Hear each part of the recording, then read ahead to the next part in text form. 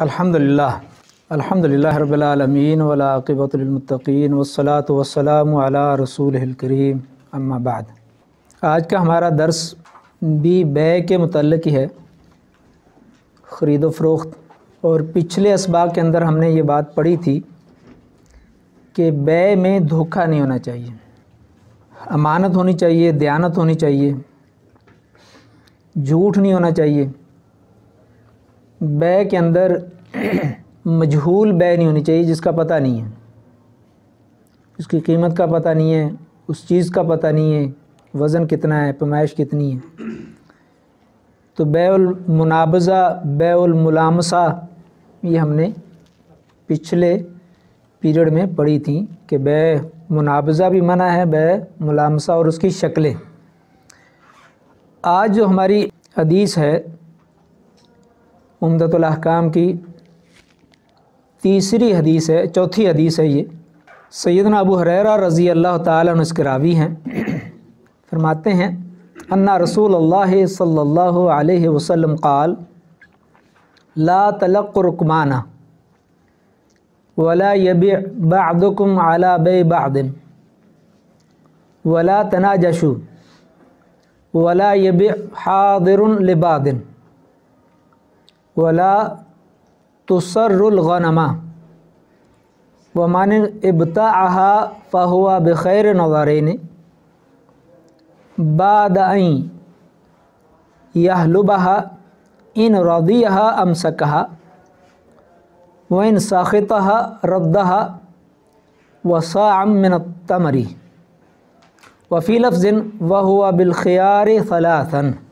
یہ حدیث متفق علیہ ہے، اخرجہ البخاری و مسلم رحمہم اللہ۔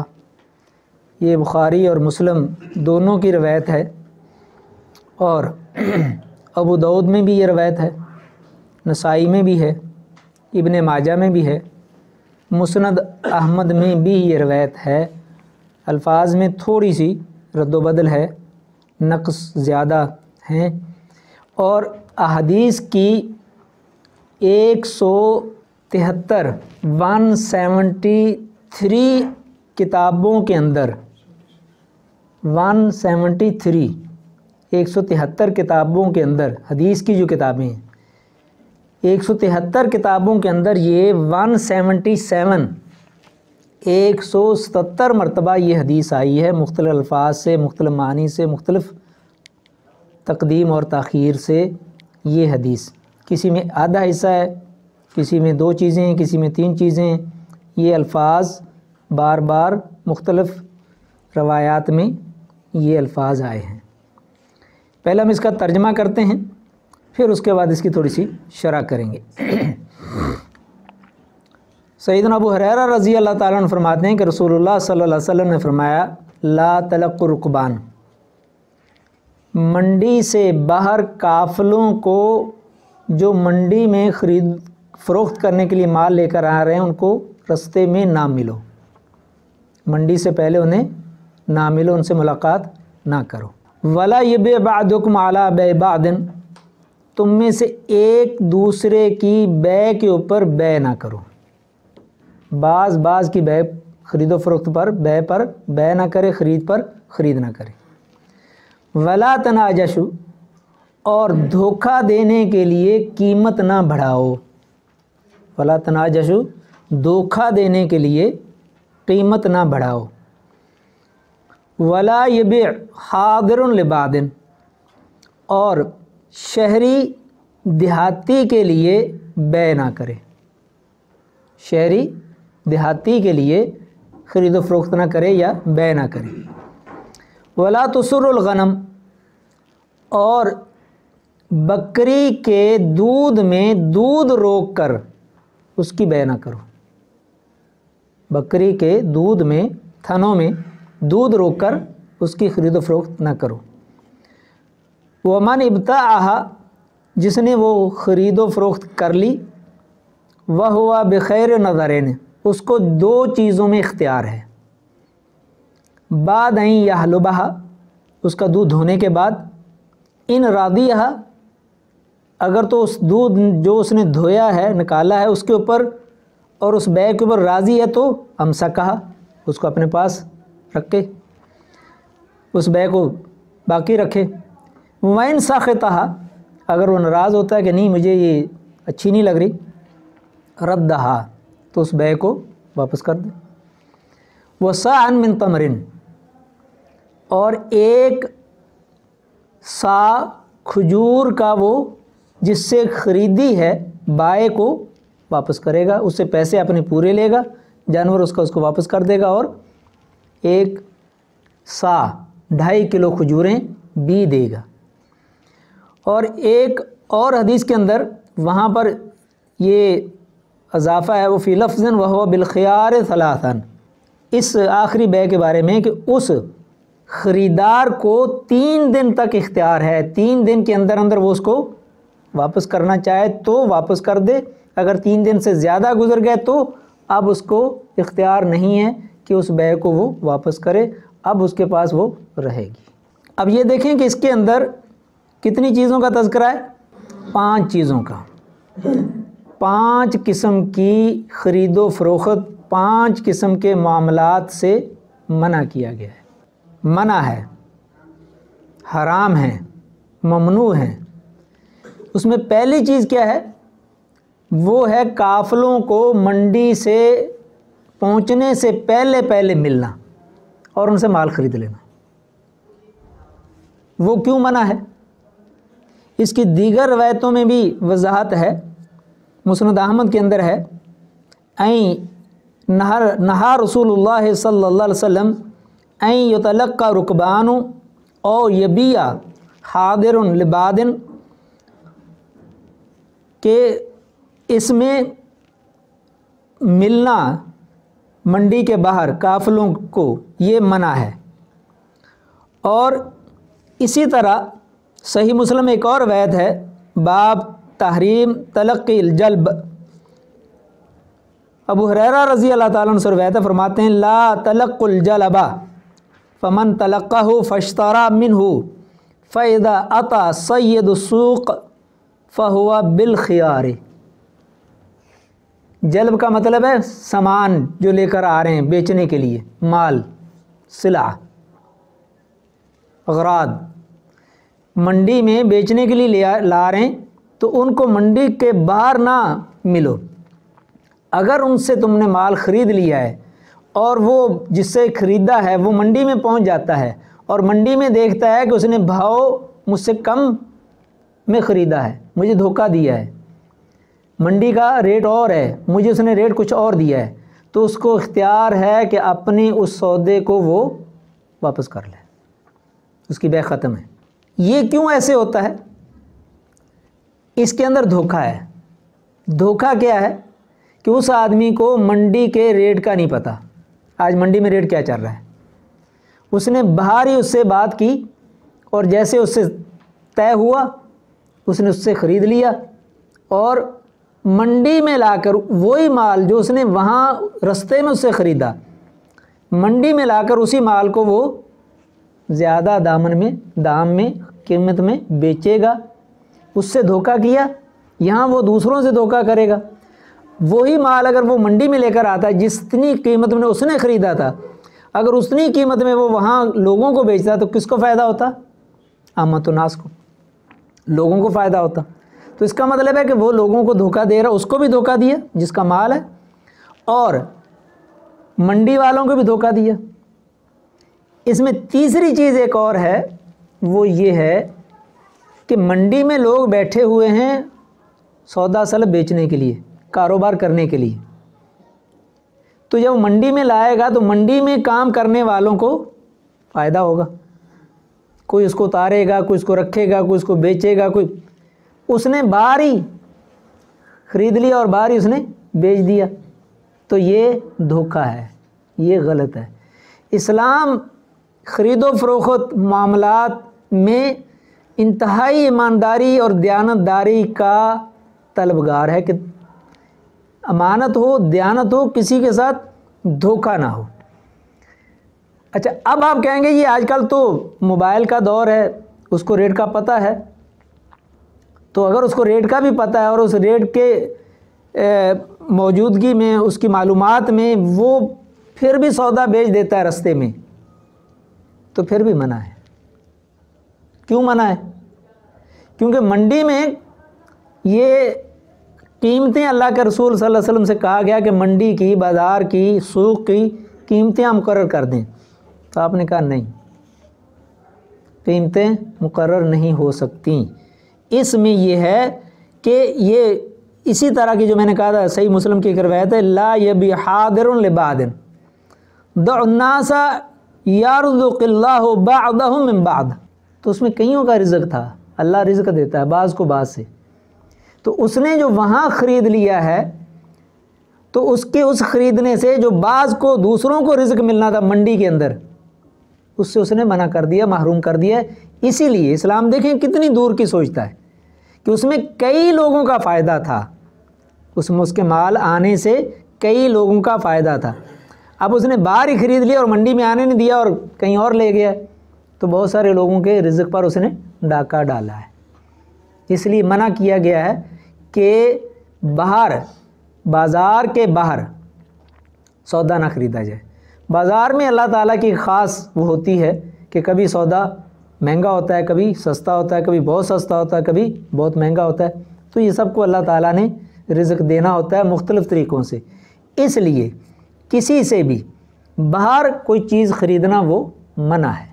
اب اس میں ایک شکل اور آتی ہے کہ آپ نے بازار رستے میں تو نہیں خریدا، آپ اس کے گاؤں پہنچ گئے، اس کے کھیت میں پہنچ گئے، اس کے گاؤں میں پہنچ گئے، وہاں آپ نے اس کو پیسے دے دیے، اور پیسے دے کر آپ نے وہیں سے اس سے بات پکی کر لی کہ آپ نے یہ مال میرے پاس ہی لانا ہے بس، اور اگر تو وہ قیمت صحیح بازار والی لگاتا ہے تو پھر تو ٹھیک ہے، اگر وہ اس طرح کرتا ہے کہ میرے پاس لانا اور میں اپنی مرضی کی قیمت لگاؤں گا کیونکہ میں نے آپ کو کچھ پہلے سے دھار دیا ہوا تھا، پیسے دیے ہوئے تھے، میں نے آپ کو دوائی کے لیے، بیج کے لیے کچھ پیسے دیے تھے، اب میں اپنی مرضی کا آپ کو ریٹ دوں گا، تو یہ غلط ہے۔ اب جو اس نے پیسے دھار میں دیے ہوئے تھے اس کے اوپر وہ نفع لے رہا ہے، گویا کہ وہ سود لے رہا ہے، تو اس لیے ایسا بھی کسی سے نہیں کرنا چاہیے۔ ہاں آپ اس سے قرضہ لیں، ادھار لیں، اور اس کو کہیں گے میرا جب سودا آئے گا میں آپ کو اس میں سے واپس کر دوں گا، لیکن یہ نہیں ہو کہ اس کی شرط ہو کہ میرے پاس ہی لائیں گے اور میں بیچوں گا اور میں اپنی مرضی سے خریدوں گا، جو میں ریٹ لگاؤں گا وہی لگے گا، اور وہ ایسا کرتے ہیں بعض دفعہ۔ اگر ایسا کرتے ہیں تو وہ بھی غلط ہے۔ ہاں اگر منڈی میں مال ریٹ سب کے ساتھ ایک جیسا ہے اور اس کو بھی وہی ریٹ مل رہا ہے تو پھر ٹھیک ہے۔ تو یہ ہمارا پہلا پوائنٹ ہے کہ لا تلق رکبان۔ دوسرا، ولا یبیع بعضکم علی بیع بعض، بعض کی بیع کے اوپر بیع نہ کریں۔ اس کی مثال، ایک آدمی کوئی چیز خریدنے جاتا ہے، بائع اور مشتری کا طے ہو جاتا ہے کہ یہ چیز میں آپ کو 5 روپے میں دوں گا،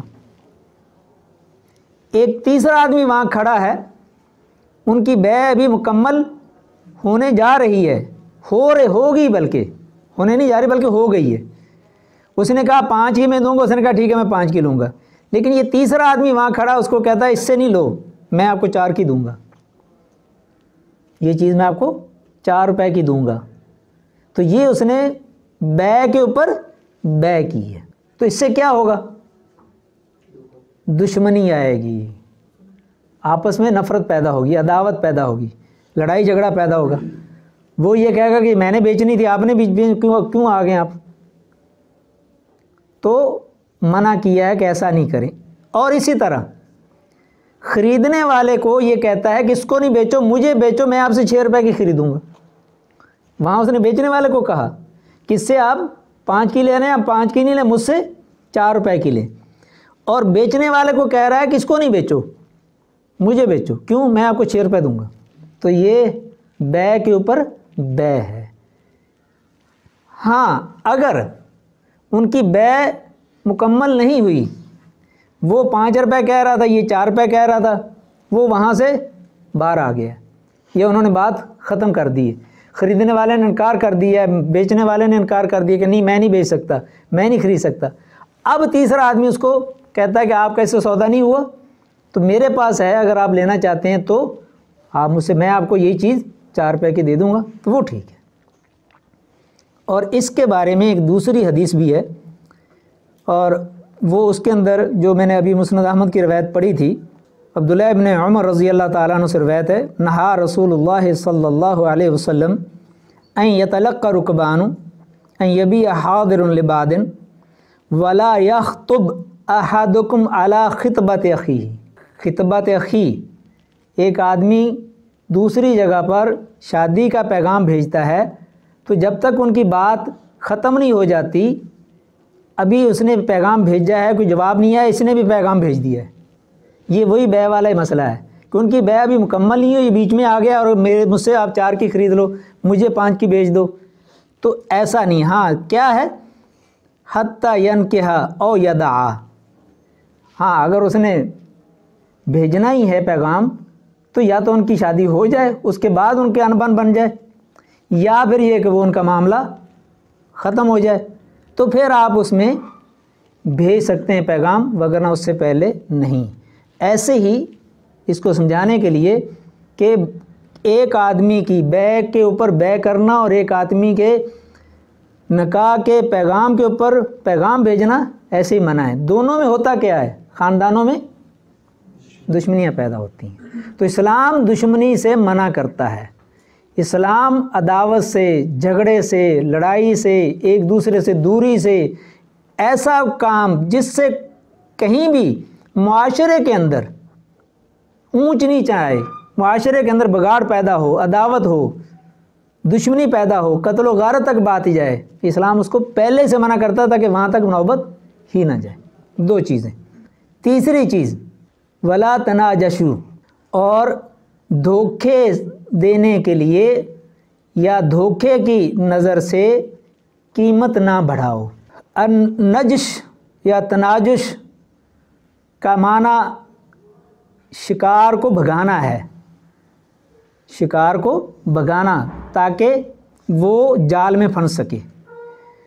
تو ناجش وہ بھی یہی کام کرتا ہے کہ اس نے وہ مال خریدنا نہیں ہوتا، وہ خریدار نہیں ہوتا، اس کو ضرورت بھی نہیں ہے، وہ دھوکہ دینے کے لیے 3-4 لوگ ایک چیز کو خرید رہے ہیں، یہ بیچ میں آ جاتا ہے، ایک نے اس کے 10 روپے لگائے، یہ بیچ میں سے 12 روپے لگا دے گا، اس نے 15 لگائے، یہ 17 کہہ دے گا، اس نے 17 کہا، یہ 20 کہہ دے گا، تو یہ دھوکہ دے رہا ہے، بڑھا رہا ہے قیمت کو، اس نے خریدنا نہیں ہے۔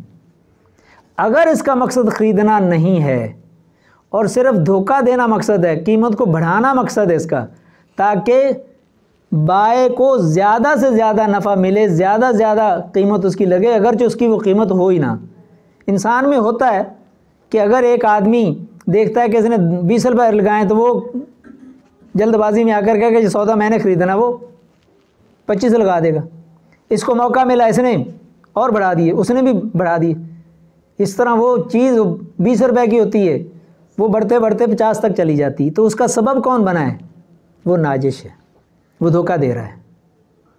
تو اس طرح دھوکہ دینا، قیمت بڑھانا، مال نہ خریدنا اور نہ اسے ضرورت ہے، تو دونوں، اگر بائع بھی، بیچنے والا بھی اس کو اوپر راضی ہے اور اس کے ساتھ طے کیا ہو اس کو کہ میری چیز اتنے کی بکوا دو اور میں آپ کو اتنے پیسے دوں گا، تو پھر تو یہ دونوں کو گناہ ہے، دونوں کے لیے گناہ ہے، دونوں کے لیے حرام ہے یہ بیع۔ اور اگر اس کو یہ نہیں پتہ اور وہ اپنی طرف سے ہی خود ہی کھڑا ہو گیا ہے تو پھر اس ناجش کو گناہ ہے کہ اس نے اس طرح لوگوں کے حق کیوں مارا، قیمت اس کی 20 روپے تھی، اس نے اس کو 50 روپے میں بکوایا، یہ گناہ ہے۔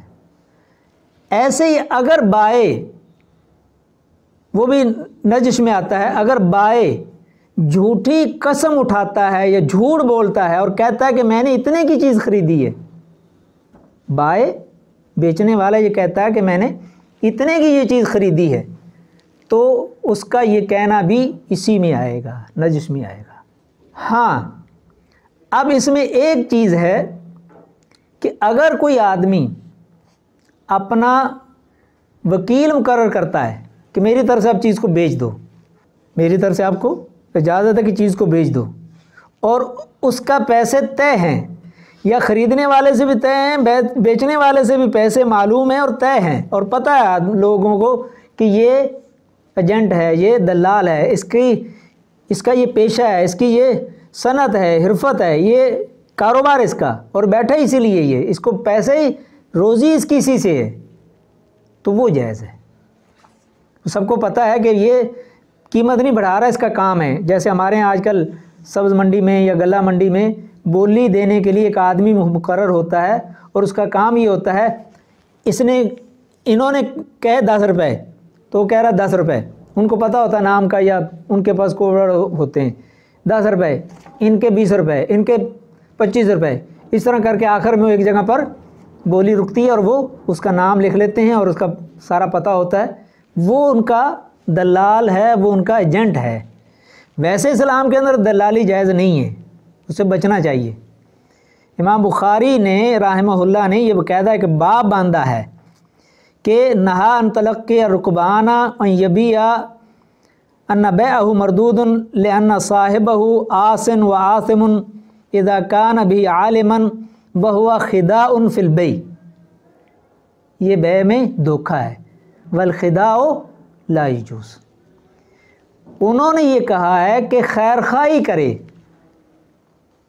اگر وہ مارکیٹ کے بھاؤ تاؤ کو جانتا ہے تو اس کو چاہیے کہ وہ خیر خواہی کرے، اور اسلام خیر خواہی کا مطلوب ہے، اسلام میں خیر خواہی مطلوب ہے کہ آپ اس کی رہنمائی کریں، اس کو بتائیں بغیر کسی لین دین کے، بغیر کسی پیسے کے، تو پھر تو جائز ہے۔ ہاں اگر آپ دھوکے سے پیسہ لے رہے ہیں تو وہ غلط ہے۔ اگر آپ نے، ہاں ایک اور شکل ہے، یہ چاروں لوگ چیز خریدنا چاہ رہے ہیں اور چاروں حقیقتاً چیز خریدنا چاہ رہے ہیں، ان میں ناجش نہیں ہے کوئی، دلال نہیں ہے کوئی، ایجنٹ نہیں ہے کوئی، چاروں کو وہ چیز مطلوب ہے۔ اب ان میں بولی وہ بڑھا رہے ہیں، انہوں نے 10 کہا، انہوں نے 15 کہا، انہوں نے 20 کہا، انہوں نے 25 کہا، بیچ میں سے پھر کسی نے زیادہ بولی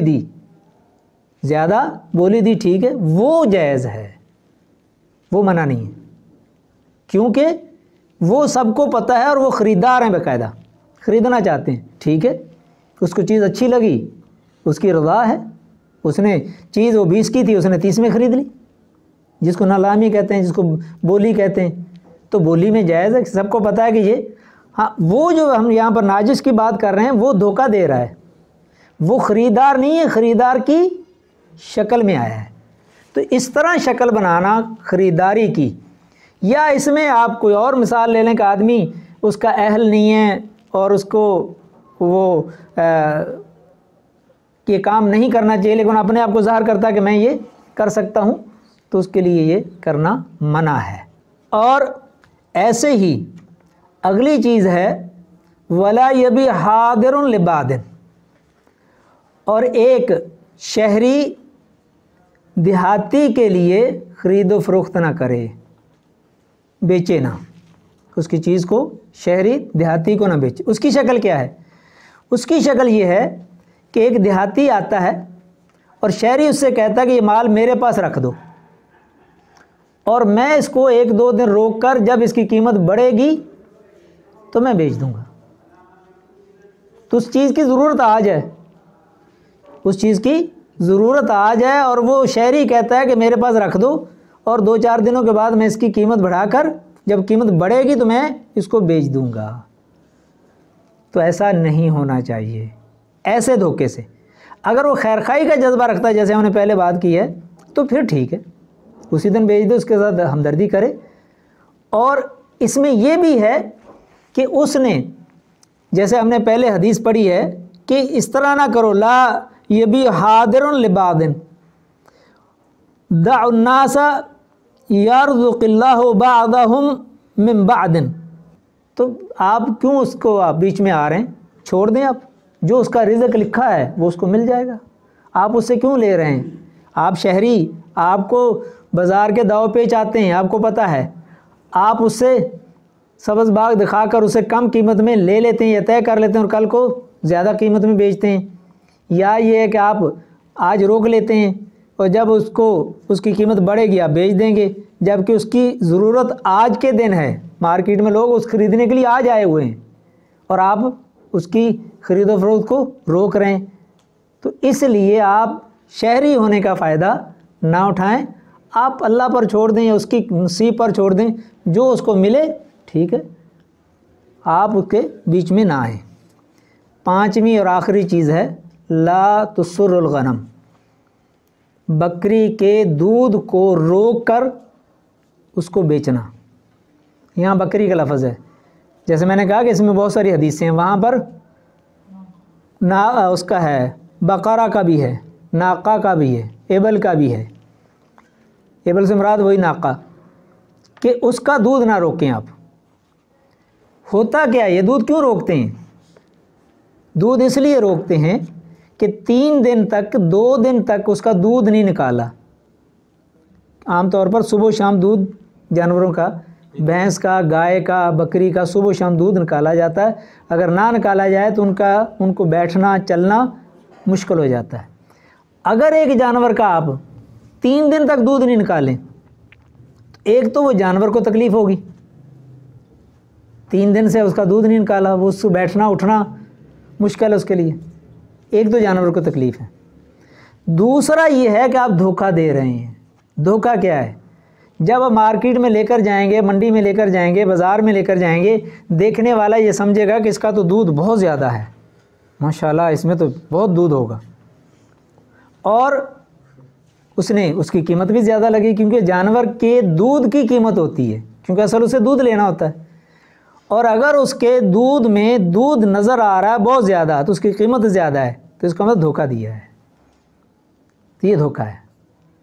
تو اس دھوکے میں آ کر اگر وہ بیچ دیتا ہے تو اب وہ خریدنے والے کو 3 دن تک کا اختیار ہے کہ اگر وہ چاہے تو اس کے باوجود، اس کو پتہ تو چل گیا ہے کہ بھئی اس نے میرے ساتھ یہ دھوکہ کیا ہے، اس کا دودھ اتنا نہیں ہے، یہ تو 2 دن کا 3 دن کا اس کا دودھ روکا ہوا تھا، اس لیے زیادہ لگ رہا تھا، تو اگر وہ چاہے تو رکھ سکتا ہے۔ اگر وہ چاہے تو، اگر وہ نہیں رکھنا چاہتا کہ بھئی اس تو بہت زیادہ ہے، پہلے دن تو میں نے اس کا 10 کلو دودھ نکالا تھا، اب تو یہ 4-5 کلو پر آ گئی بھینس گائے، تو یہ تو قیمت اس نے وہ 10 کلو والی لی ہے، تو اب وہ اس کو اختیار ہے، وہ چاہے تو بکری ہو، گائے ہو، بھینس ہو، اونٹنی ہو، بھیڑ ہو، اس کو اگر وہ واپس کرنا چاہے تو شریعت اس کو اختیار دیتی ہے کہ وہ 3 دن کے اندر اندر واپس کرے۔ یہی ہم نے ابھی پڑھا ہے کہ اگر وہ چاہے تو اس کو روک لے، اگر وہ نہیں چاہے تو اس کو واپس کر دے، جانور اپنی قیمت لے لے۔ اسلام کا دیکھیں عادلانہ نظام ہے۔ ساتھ میں یہ کہا کہ وہ 1 سا، اور 1 سا کیا ہے؟ 2.5 کلو تقریباً کھجوریں، وہ جس نے دودھ استعمال کیا ہے وہ اس کو، جس سے اس نے وہ گائے بھینس خریدی ہے، اس کو واپس کرے گا، اس سے پیسے لے گا، کیونکہ اس نے 2 دن یا 3 دن اس کا دودھ، اور وہ جو اس نے دودھ روکا ہوا تھا 2 دن کا یا 3 دن کا، وہ بھی اس نے استعمال کیا ہے تاکہ اس کو نقصان نہ ہو۔ اور کہا یہ ہے کہ وہ کھجوریں واپس کرے 2.5 کلو۔ اب کھجوریں کیوں کہی گئی ہیں؟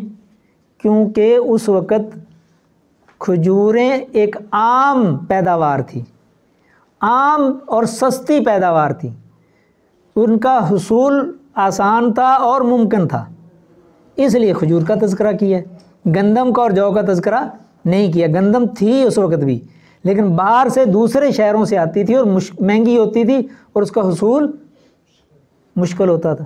تو اب ہم یہ کہہ سکتے ہیں کہ لازمی نہیں ہے کہ اب ہم کھجور ہی واپس کریں، گندم آسان ہے، گندم کر سکتے ہیں، جو کر سکتے ہیں، کھجور جب کہ اب ہمارے ہاں مشکل بھی اور مہنگی بھی ہے۔ کھجور کم از کم جو ہے وہ 150-200 روپے کلو ہے، تو 2.5 کلو کی کتنی قیمت بنے گی؟ اگر 150 روپے بھی ہو تو 350، 400، 450، اور گندم اگر 2.5 کلو دینی ہو، 1 سا دینی ہو، تو وہ کتنے کی بنے گی؟ وہ زیادہ 100 روپے کی، 150 روپے کی، ایسے ہی جو ہیں۔ اچھا، اس میں بعض ائمہ کا یہ ہے کہ انہوں نے کہا ہے کہ آپ پیسے بھی دے سکتے ہیں، 2.5 کلو کھجور کے، 2.5 کلو گندم کے پیسے بھی، لیکن دیں گے۔ اگر آپ نے واپس کرنا ہے جانور تو آپ یہ چیز اس کو واپس کریں گے۔ ہاں اس نے چارہ دیا اتنے دن، لیکن وہ جو پہلی دفعہ اس نے دودھ نکالا تھا اس کا تو چارہ نہیں دیا تھا نا۔ وہ جو پہلے دن اس نے 3 دن کو اس نے دودھ روکا ہوا تھا، اس کی تو غلطی ہے ہی ہے۔ وہ جو 3 دن کا دودھ روکا ہوا آپ نے استعمال کیا، اس کا تو آپ نے چارہ نہیں دیا۔ باقی دنوں کا جو آپ نے دودھ استعمال کیا اس کا آپ نے چارہ بھی دیا، لیکن اس چارے کے مقابلے میں دودھ مہنگا ہوتا ہے۔ تو عدل کا تقاضا یہ ہے کہ آپ اس کو واپس کریں۔ تو یہ جتنی بے ہیں، جتنی یہ خرید و فروخت ہے جو 5 ہم نے پڑھی ہیں، اس کے اندر دھوکے کا پہلو زیادہ ہے۔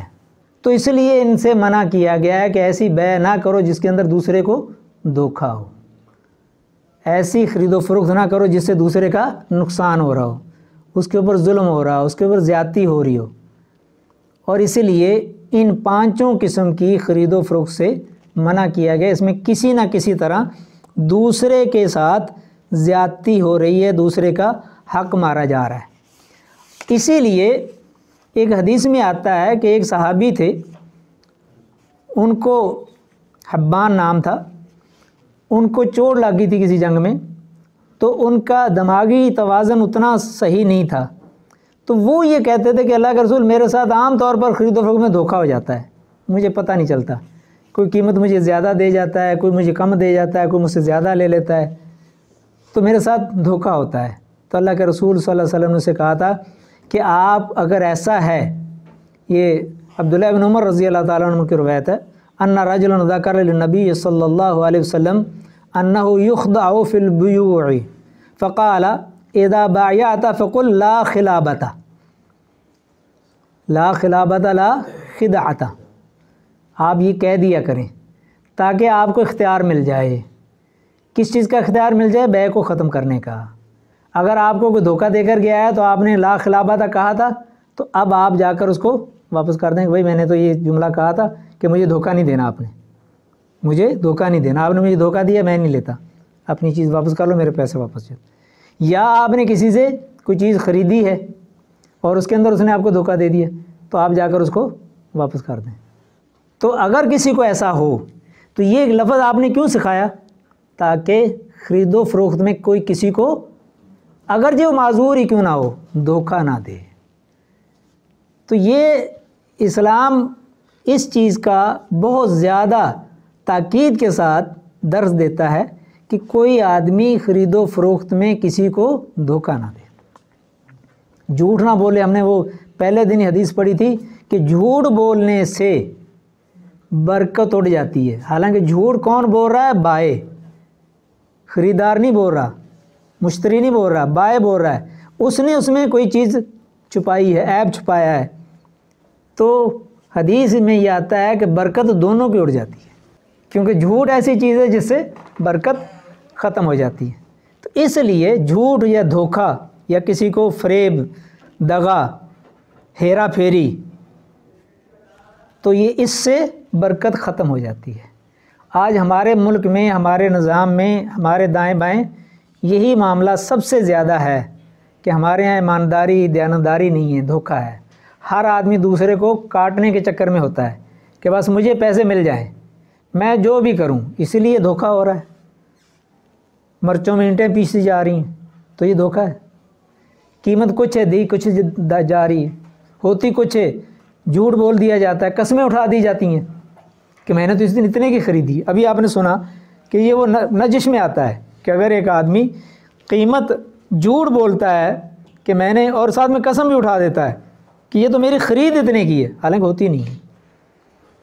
تو اس طرح جھوٹ بول کر سودا بیچنا یہ بھی منع ہے، اس میں بھی خیانت ہے۔ تو یہ آج کا ہمارا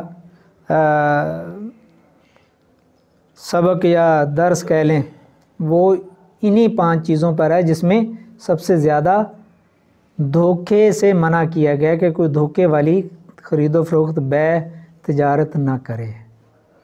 اور یہ عام جو ہمارے بازاروں کے اندر اس طرح کی چیزیں بیچی جا رہی ہیں، خریدی جا رہی ہیں، اس کے اندر دھوکہ زیادہ ہوتا ہے۔